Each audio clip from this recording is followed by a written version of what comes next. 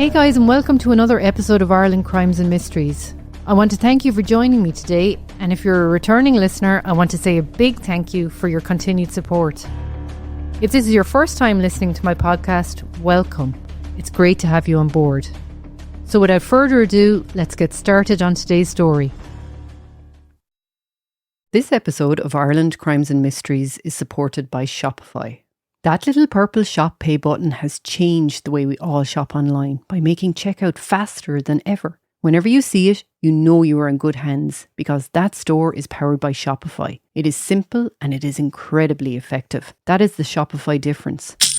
Shopify is the commerce platform behind millions of brands around the world, from global names to people launching their very first business. With hundreds of beautiful templates, you can build a store that matches your brand without touching a line of code. You can manage everything in one place, from inventory and payments to analytics and marketing. And that iconic purple shop pay button, it's why Shopify has the best converting checkout on the planet, helping reduce abandoned carts and boost sales. Your customers already know it, trust it, and love it. If you want to see fewer abandoned carts, it's time to head over to Shopify. Sign up for your €1 per month trial and start selling today at shopify.ie. That's shopify.ie and see what you can accomplish with Shopify by your side. Ireland Crimes and Mysteries is presented by Go Loud, Ireland's leading audio publisher and the home of Irish podcasts. Find new episodes on the podcast first on the Go Loud app and on your favourite podcast platform. In producing this podcast, I've noticed something troubling. Some missing persons cases dominate the headlines for years. Documentaries are made, national vigils are held, and their names become known across the country. But others fade away almost immediately, barely remembered outside their own family and friends. Right now, there are approximately 840 unsolved missing persons cases on the Garda Pulse system. Journalist Barry Cummins has documented that from 1950 to the present day, nearly 900 people have gone missing long term in Ireland. That's 900 people over 7 decades. But today, right now, 840 cases remain unsolved. 840 people currently missing. That's the equivalent of a small Irish town, vanished without a trace. Today I want to talk about 4 people whose cases have received minimal attention. Not because they didn't matter, not because their families didn't try, but because of factors that had nothing to do with the value of a human life. We'll hear about Tony Brosnan, a 52-year-old electrician from County Limerick, who disappeared in 2003 after methodically walking the Clare coastline, asking about mass times before his van was found in the sea. We'll discuss Bridget Madigan, a mother from Clonmel who vanished in 2016 and wasn't reported missing for 4 months. We'll examine the case of Gidra Ragutskata. I apologise if I have mispronounced her surname. But Gidra was a 29-year-old Lithuanian woman who came to Ireland seeking work and was last seen being carried unconscious into a house in County Meath in 2018. And we'll look at Cian Langelan, a 27-year-old who disappeared from Donegal's Hornhead in September 2020. His case buried beneath the overwhelming news cycle of the COVID-19 pandemic. 4 very different people, 4 very different circumstances, but all of them share something common. They were forgotten in the public sphere. We'll start with Tony Brosnan's case. On the 6th of February 2003, Tony Brosnan dropped his son off at a house where the two of them were carrying out electrical repairs. Tony was 52 years old, an electrician from Bruff in County Limerick. He told his son he'd be back shortly, but Tony never returned. What makes Tony's case particularly puzzling is that there were several confirmed sightings of him in the hours and days after he dropped off his son. This wasn't a case where someone simply vanished. Tony was seen. Multiple people reported seeing him, but the pattern of his movement that day and the days that followed suggests something was weighing heavily on his mind. Let me walk you through what investigators were able to establish. Tony was 5'8" tall, of stocky build, brown hair going grey and blue eyes. When he was last seen, he was wearing a navy jumper, blue work pants, navy work boots and a navy long sleeve jacket. He was driving a light blue Volkswagen transporter van with the registration number 91L1138.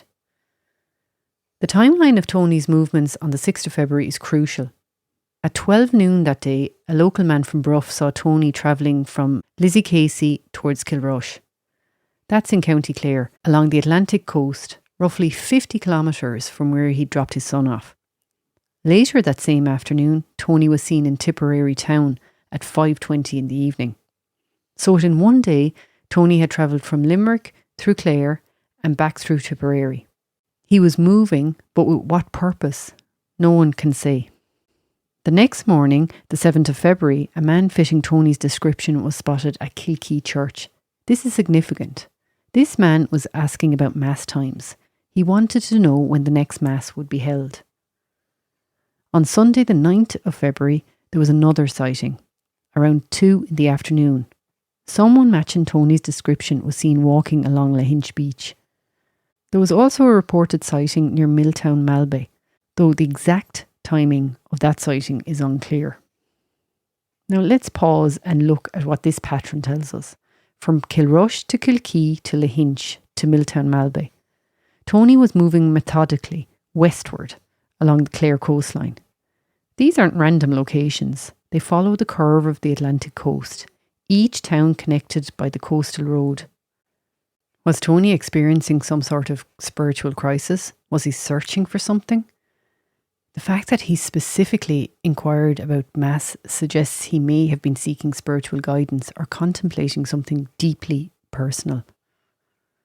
And then, in April 2003, Tony's light blue Volkswagen transporter was found in the sea at Kilkee.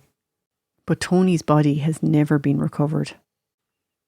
When a missing person's vehicle is found in the sea, there's often an assumption, particularly in the media and among the public, that this is a case of drowning. Likely a suicide. That assumption can kill a case. It reduces urgency. It shifts the narrative from this person needs to be found to this was a tragic personal decision. And while that may indeed be what happened to Tony Brosnan, we don't actually know. Without a body, we have no definitive answers. Tony's family deserve those answers. Now here's something that very few people know about, even in Ireland. Tony Brosnan's disappearance wasn't an isolated incident. He was one of 8 men from the Limerick area who vanished without a trace between 1996 and 2009. In February 2017, an in-depth investigation revealed a disturbing pattern. The investigation was titled The Disappeared.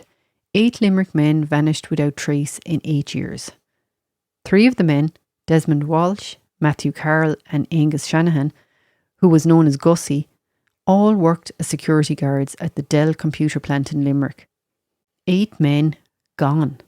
And unlike the vanishing triangle cases from the 1990s in Leinster, which received enormous national attention, and rightly so, this cluster of disappearances in the Midwest of Ireland has never been seriously examined as a connected phenomenon. Desmond Walsh disappeared on the 18th of September 1999. He was 25 years old. He'd been out in Limerick city centre and was last seen leaving a nightclub in the early hours of the morning. It was actually his mother's birthday. Des never made it home. His mother Julia spoke about her heartbreak. Every parent's worst nightmare, she said. Somebody somewhere must know what happened to Des. She just wants closure, just wants to know. That would be enough.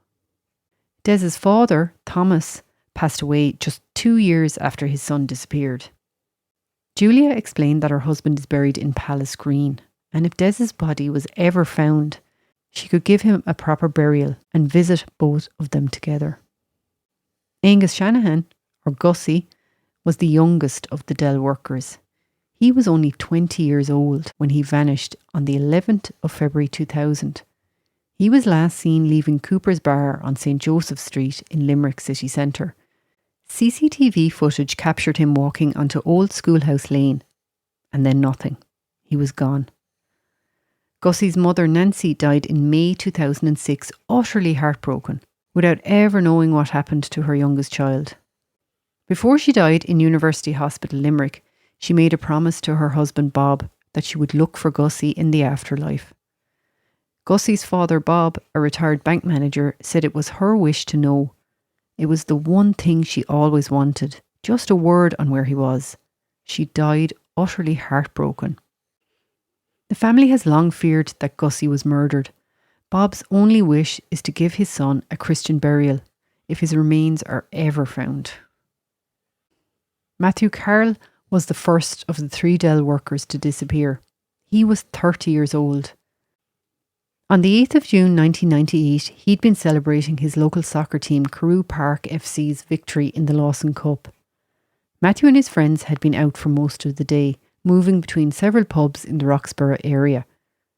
Between 7 and 8 that evening, Matthew was last seen outside the Steering Wheel pub at Roxborough Shopping Centre. He left, walking in the direction of his home at Rose Court in Keys Park, where he lived with his mother Teresa. It was a short walk. Matthew never arrived home. Teresa Carroll went to her grave not knowing what happened to her son. Before she died in 2015 at the age of 84, she made a heartbreaking plea. "I want to be buried with my son. I've told Seamus he has to put Matthew's bones in on top of me, should I go before his body is found." Matthew's brother Seamus has a memory that haunts him. That evening, he walked past the Steering Wheel pub. There were about 50 or 60 people outside drinking in the June sunshine. His brother Matthew was somewhere among that crowd. Seamus had no idea it would be the last time Matthew was anywhere near him. To be told that not one of those people saw anything is hard to believe, Seamus said years later. Someone had to have seen something that happened there that night. In 2021, Garda received a letter containing specific details about why Matthew was allegedly abducted and murdered and who was involved. An audio recording was also provided.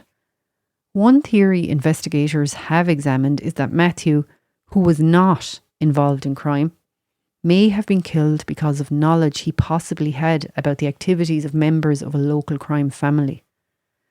Nothing has ever been found, no body, no trace. Just a family desperate to find out what happened to Matthew so he can be finally laid to rest with his mother. So that's the 3 men, all working at the same facility, all vanishing within roughly 2 years of each other. There were 5 additional Limerick men who disappeared during this period, though Tony Brosnan is not specifically named as part of this cluster. What's striking is that this pattern, 8 men vanishing from the same region over 13 years, has never received the same level of attention, as I said, as the Vanishing Triangle cases have received. And why?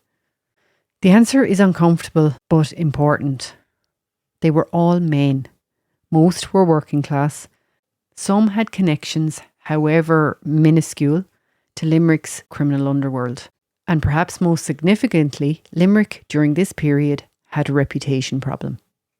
Throughout the late 1990s and 2000s, Limerick was experiencing serious organised crime problems, including a brutal feud between rival gangs.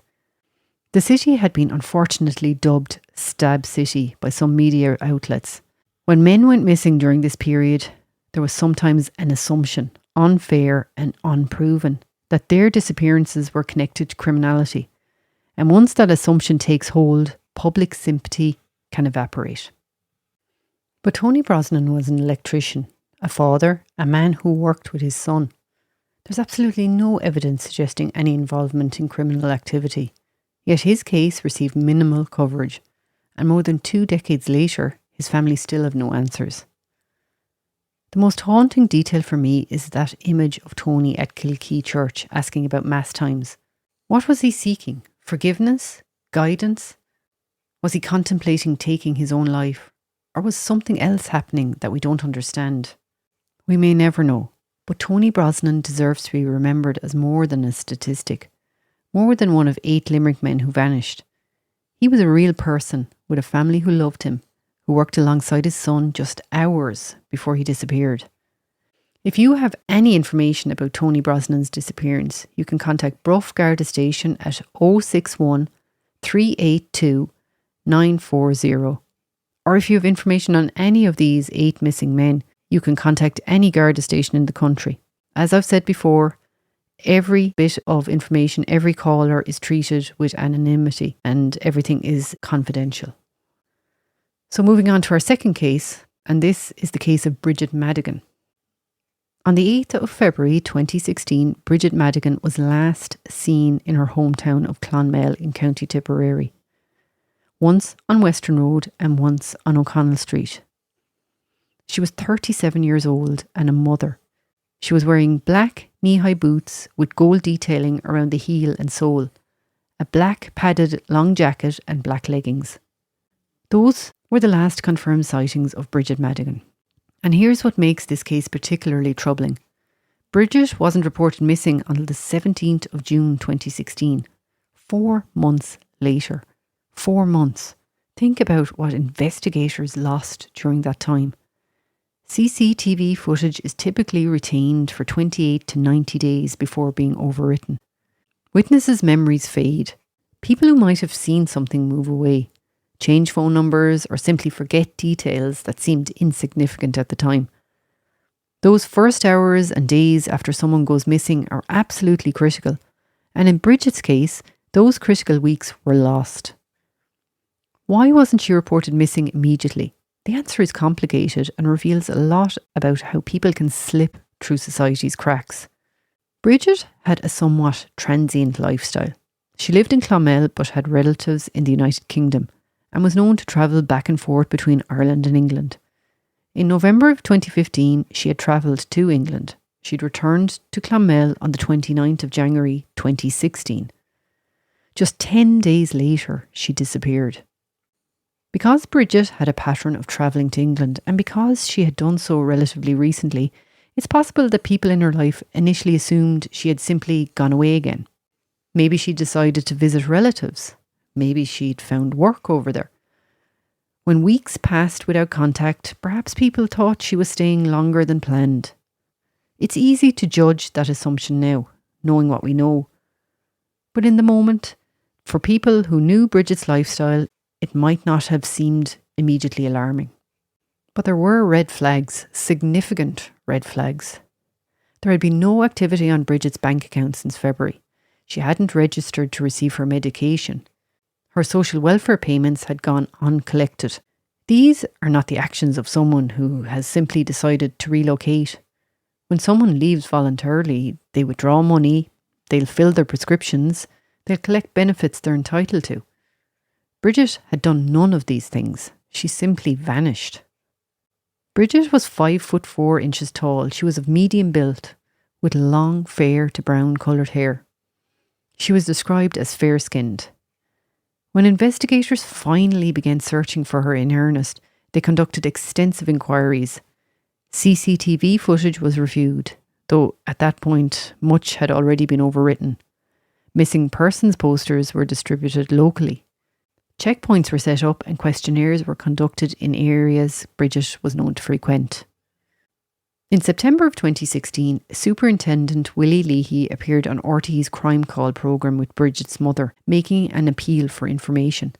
This generated many leads, but none resulted in any substantial breakthrough. The family didn't give up. In 2017, they organised a candlelit vigil outside Clonmel Garda station, hoping to draw attention to Bridget's case 2 years after her disappearance. In March of 2018, Gardaí conducted a major leaflet drop. Information about Bridget was distributed to 22,000 homes across South Tipperary and the surrounding areas. That's a significant operation for a local Garda station. It shows real commitment from the investigators. But despite all these efforts, Bridget Madigan has never been found. There were unconfirmed possible sightings. One report suggested she might have been seen in Belfast. Another report from September 2016 suggested she may have been seen in Galway City. But none of these sightings were ever confirmed. And as the years have passed, the likelihood of Bridget being alive has diminished. Most investigators who have worked on the case believe something happened to her in February of 2016.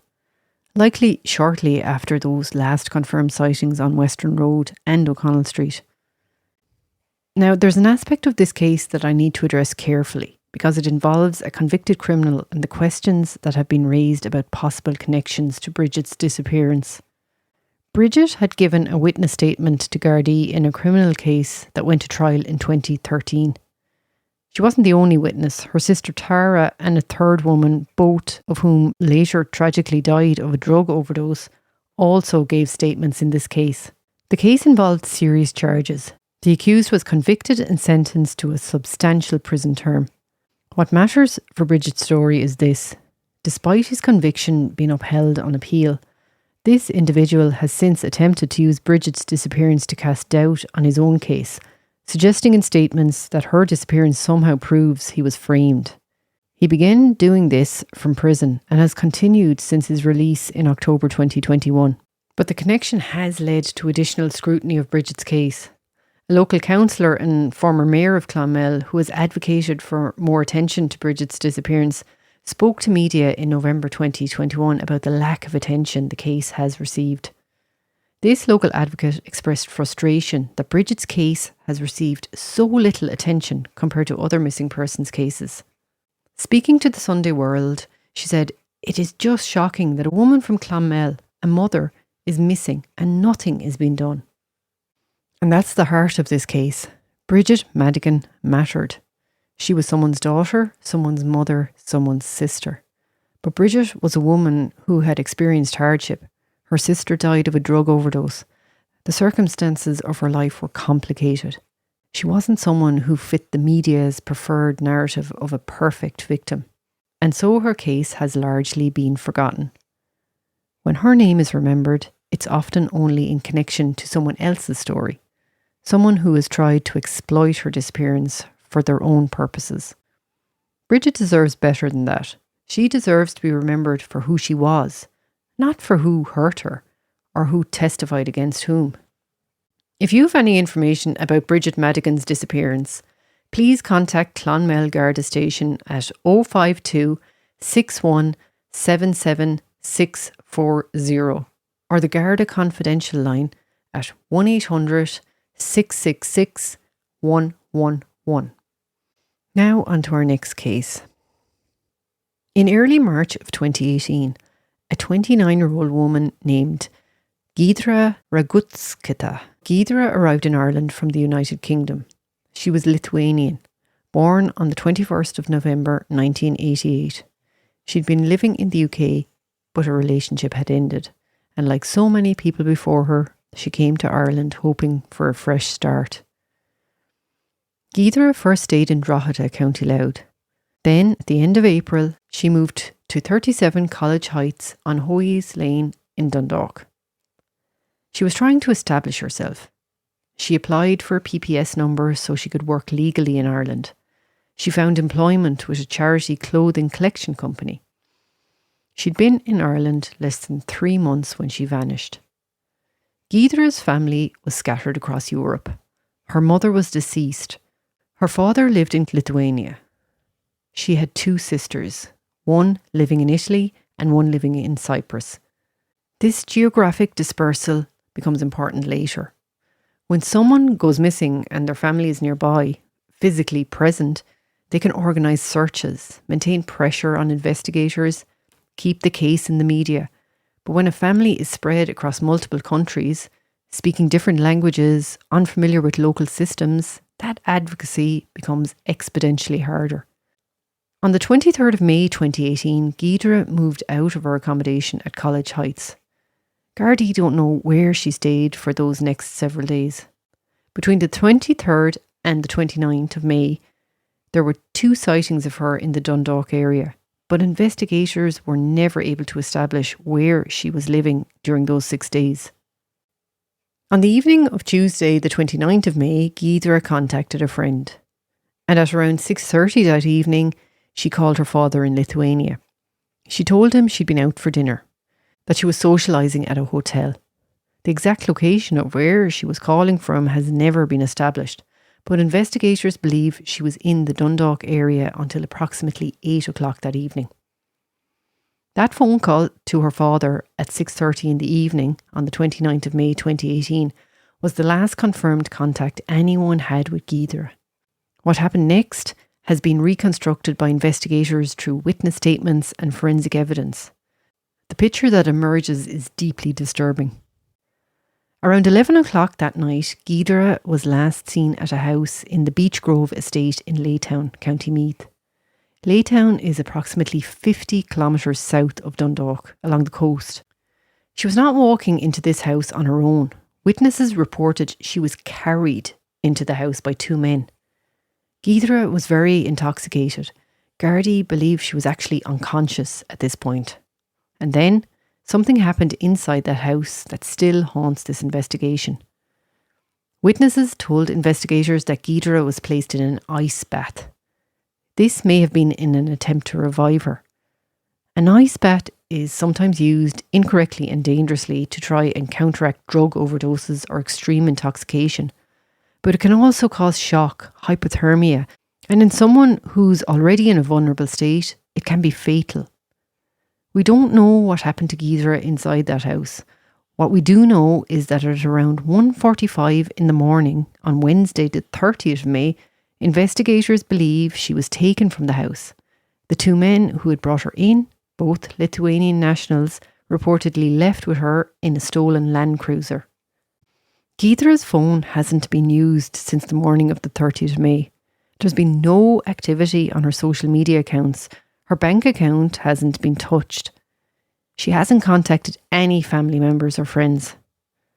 Gaoithre has just vanished, and for months, no one reported her missing.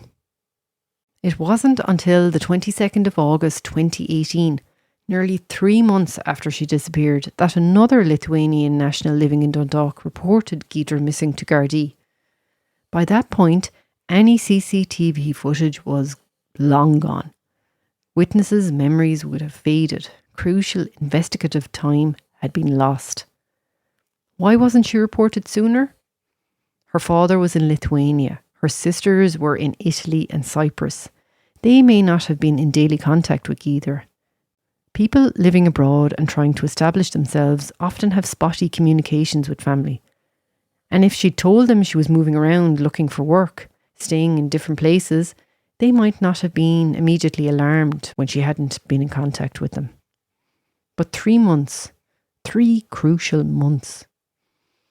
A missing person investigation was launched under the supervision of Detective Inspector Martin Beggy, working out of the incident room at the Dundalk Garda station. A family liaison officer was appointed to maintain contact with Gaoithre's family across multiple countries.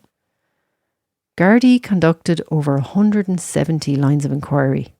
They liaised with the PSNI in Northern Ireland, with UK police forces because Gaoithre had lived there previously, with Interpol, with the Lithuanian police force, and with the Lithuanian embassy.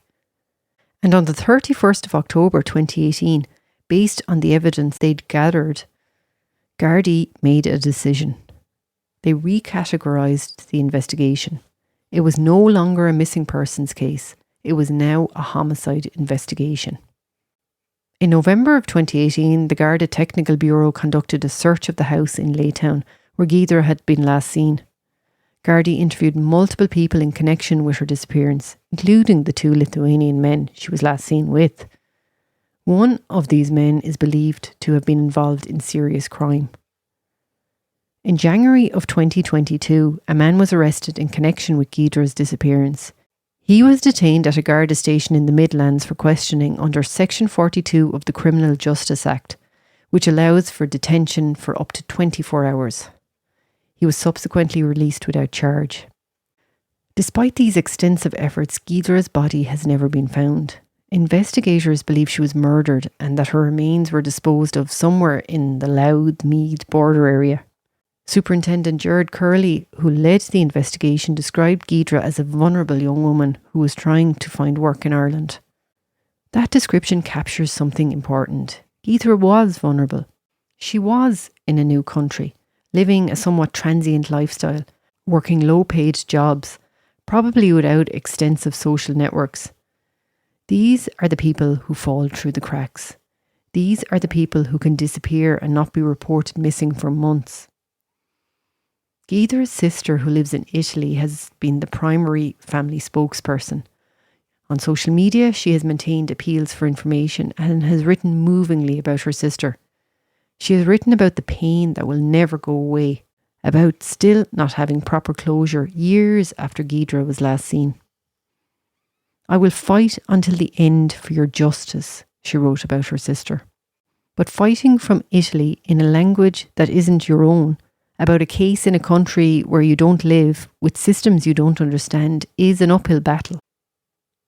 Her sister and her family have done everything they can, but they're fighting against enormous odds. Guidra was 29 years old. She had blonde, shoulder-length hair and green eyes. She was about 5'7". When she was last seen, she was wearing a pink t-shirt and dark blue jeans. She came to Ireland looking for a fresh start. She deserved safety. She deserved the chance to build a life here. Instead, she encountered something terrible, and 7 years later, her family still don't have her body to bury. If you have any information about Guidra's disappearance, please contact Dundalk Garda Station at 042 9388 400 or the Garda confidential line on 1800 666 111. Gardaí also have native Lithuanian speakers available to take calls. Our fourth case in today's podcast is about a young man named Cian Langlaghan. September of 2020. Does anyone remember what was dominating every news headline, every conversation, every aspect of Irish life in September 2020? COVID-19, the pandemic, case counts, lockdown restrictions, travel quarantines, face masks, 2-metre social distancing. It consumed everything.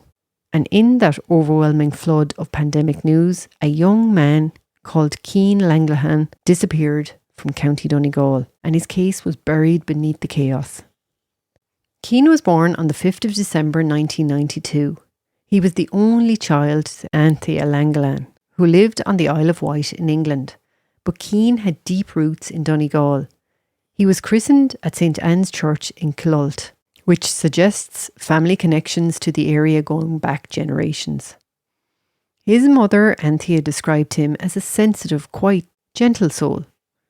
She said he was very introverted. Cian spoke with an English accent, which sometimes made him stand out in Donegal. But he'd been living in the Falcara area for approximately 3 years before he disappeared. And by living in Falcara, I mean he was living in an abandoned house for 3 years.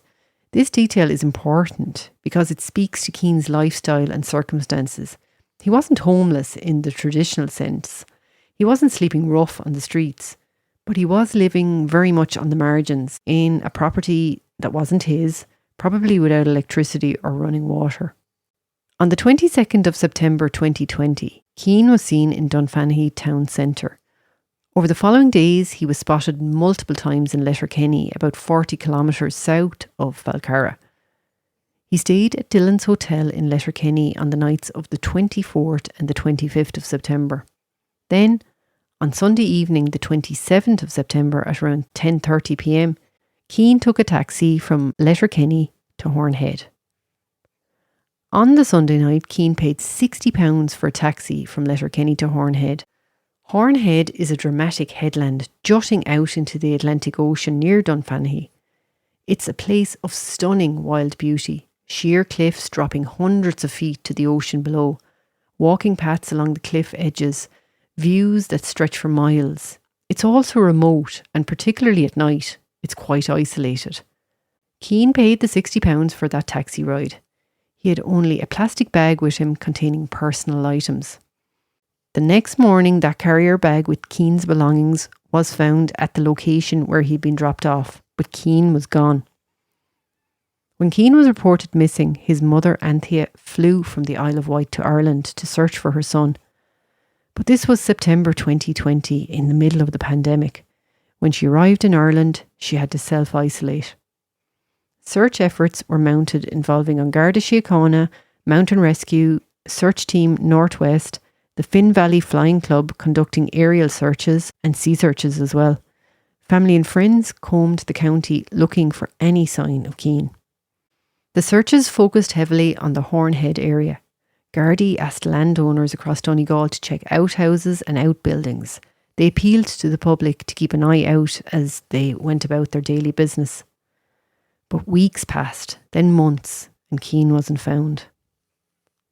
In December 2020, in the week of Keane's 28th birthday, Anthea made the heartbreaking decision to return to England. Writing on the Find Keane Facebook page, she explained her reasoning. Reluctantly and with a heavy heart, she had decided to return to England. She would continue trying to publicise Keane's disappearance and spread awareness. She believed that Keane must have moved on from the area before knowledge of his disappearance was known and the missing persons posters distributed. She thanked the people of Donegal for their kindness and said she would never give up searching for her son. For 3 years, that's where the case stood. And then, in October of 2023, new information emerged. A woman who had run a stall in Dunfanaghy contacted Anthea. She said she'd seen Keane, not on the 27th of September when he had been dropped off at Hornhead, but 2 days later, on the 29th of September. She saw Keane emerge from a coffee shop in Dunfanaghy. He was carrying a coffee in one hand and a cake in the other, and he dropped the cake. She felt sorry for him and offered him a scone from her market stall. She said Keane accepted it, and then she watched as he boarded a Feda O'Donnell bus travelling to Galway. Anthea travelled back to Ireland to meet this witness. She found her completely genuine. The woman said she was familiar with Keane because she'd seen him often at the Market Square, and she was certain it was him. She claimed she had informed Gardaí about the sighting, but she herself was never contacted by investigators about it. If this sighting is accurate, it changes everything. It means the extensive searches at Hornhead might have been looking in the wrong place. It means Keane may have left Donegal entirely, travelling 250 kilometres south to Galway. But it also raises troubling questions. If someone reported this sighting to Gardaí in 2020 and it wasn't properly followed up, that's a significant investigative failure. And if the sighting is accurate, where did Keane go after arriving in Galway? Did he end up on the streets there? Anthea, speaking on the Missing podcast in 2024, speculated about this. If he did get on the bus, he is quite possibly living on the streets, she said. He lived in Falcara in this abandoned house for nearly 3 years. He wasn't quite off the radar, but she would imagine he could survive as a lot of people do. An awful lot of people live on the streets and go to soup kitchens to get their food. There is a glimmer of hope he is still alive, she said. On Keane's 30th birthday in December 2023, Anthea posted on the Find Keane Facebook page. The 5th of December 1992 was the happiest day of my life, she wrote. What a treasure you were. What joy you brought, not just to me, but to your grandma too, who loved you so. I still have all the wonderful memories of the good times, Keane. But not knowing what has happened to you is just heartbreaking. Happy birthday, my dearest son.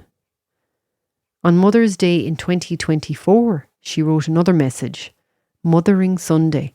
I remember so clearly the joyous day when you were born, Keane. Today is the 4th Mother's Day without knowing where you are, or even if you are alive. What heartbreak for sure, but also many, many happy memories of you growing up when you were happy and carefree. Oh, that we could relive those experiences and that I could see your lovely smile again. All my love, Mum. Year after year, Anthea continues to search for her only child.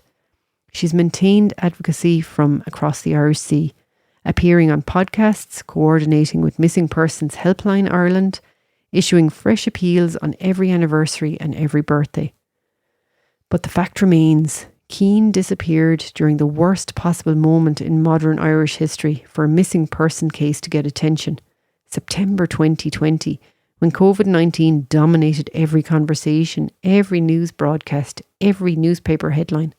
Pandemic restrictions limited search efforts, prevented large-scale community searches, and meant that the usual mechanisms of publicity, press conferences, public appeals, community vigils, were all but impossible. Keane was also living on the margins. He'd been in that abandoned house for 3 years. He spoke with an English accent in a close-knit Donegal community. He was introverted and unlikely to reach out to people. All these factors made him vulnerable, made him someone who could disappear without immediate alarm bells ringing. And Donegal itself? Beautiful, remote, rural northwest Donegal is far from the Dublin media centre. A case from Donegal has to work much harder to get national attention than a case from Leinster. Keane would be 33 years old now. He's described as being approximately 5'8" with a medium build, sandy hair and blue eyes. When he was last seen, he was wearing blue jeans, a white t-shirt and black boots. If the Galway sighting is accurate, he could be anywhere. He could be living rough in Galway city. He could have moved to another part of Ireland by now. He could have made his way back to the UK. Or, as much as his mother doesn't want to believe it, something could have happened to him on Hornhead that September night. We don't know. And that uncertainty is its own special kind of torture for Anthea. If you have any information about Keane's disappearance, please contact Milford Garda Station on 074 9153 060, or, as I said before, the Garda Confidential line at 1800 666 111. You can also leave a message on the Missing Persons Helpline Ireland's Help Bring Them Home line at 1800 911 999. So there you have it. Those are the 4 cases: Tony Brosnan, Bridget Madigan, Gidra Ragutskata and Keane Langlang. 4 people who vanished, 4 families still searching for answers. Now let's examine the systemic factors that pushed these cases to the margins. Research shows clear patterns in which missing persons cases receive media attention. Studies document that young women between 18 and 30 generate disproportionate coverage compared to older men. Middle-class victims attract more attention than working-class victims. Urban cases from Dublin receive more national coverage than rural cases, and cases involving people with addiction, mental health struggles or criminal connections receive less sympathetic coverage. Tony Brosnan was 52 when he disappeared. The media's interest in missing middle-aged men is demonstrably lower than for younger women. When an older man goes missing, assumptions quickly form. Marital problems, financial troubles, voluntary departure. The urgency dissipates. Keane was young, but male victims overall received muted coverage. Gender matters enormously in determining which cases dominate headlines. Class creates another divide, unfortunately. Middle-class families often have resources for private investigators, media connections, and ability to organise sustained advocacy campaigns. They can take time off work for searches. Bridget's complicated life circumstances, her struggles, her transient lifestyle made her less relatable to middle-class journalists and audiences. The perfect victim narrative requires simplicity. Complexity breeds disinterest. Geography plays a crucial role. Ireland's media landscape centres on Dublin. National newspapers, television, radio, all based in Dublin. Cases from Limerick, Tipperary, Donegal struggle for national prominence, not because they're less tragic, but because they're happening outside the capital's immediate view. Nationality and language create devastating barriers. Gidra's family were scattered: Lithuania, Italy, Cyprus. None locally present. None navigating Irish media. None fluent in the systems. Foreign nationals, particularly working class ones, can effectively vanish without organised local advocacy. No familiar faces keeping the story alive. Timing sometimes determines everything through sheer misfortune. Keane disappeared in September 2020. Every outlet covered COVID case counts, lockdowns, vaccines. There was simply no bandwidth for anything else. Missing persons appeals that would normally receive significant attention were buried. The reporting delays in Bridget and Gidra's cases devastated investigations. 4 months, 3 months. CCTV overwritten, memories faded, people moved. Those critical early hours and days when witnesses remember, when footage exists, when trails are fresh, we're completely lost. And finally, there's what I call the complexity discount. Cases with mentions of substance abuse, mental health issues, or criminal connections receive reduced coverage. Media outlets struggle to fit these stories into satisfying narrative templates. They seem less solvable. The sympathetic framing weakens. None of these factors should matter. Every missing person deserves identical attention, identical resources, identical urgency. But the reality demonstrates otherwise, repeatedly and measurably. So what can be done? Investigators need systems ensuring equal resources regardless of victim circumstances. Politicians must fund missing persons investigations appropriately across all demographics and geographies. We need better support systems for vulnerable populations. Foreign nationals working in Ireland deserve robust welfare checks and support networks. People with transient lifestyles need regular contact points. Faster response protocols when anyone is reported missing regardless of their background. Most fundamentally, we must remember that every missing person's life has value, not because of age, gender, class, nationality or life simplicity, but because they're human. Tony, Bridget, Gidra and Keane all mattered to somebody. They all deserved better. They all deserved to be remembered. These 4 people weren't forgotten by their families. They never will be. But they were failed by systems that should have protected them, by media that should have amplified their stories, and by a society that should have cared equally about all its missing. Today we've remembered them. We've told their stories and we've said their names. If you have any information, I will leave the appropriate numbers in the description below. Just remember, they all matter. They deserve justice. They deserve to be found. Thank you for listening to Ireland Crimes and Mysteries. I'll see you in the next episode. So guys, that's it for today's episode of the Ireland Crimes and Mysteries podcast. Again, thanks for your listenership, and don't forget to subscribe to the show and hit that auto download so you never miss an episode. Until the next time, keep your eyes open and your mind curious. This podcast has been compiled from information gathered in the public sphere, like news articles, documentaries, and open source material that can be found on the web. Everything in this podcast is alleged unless a conviction has taken place.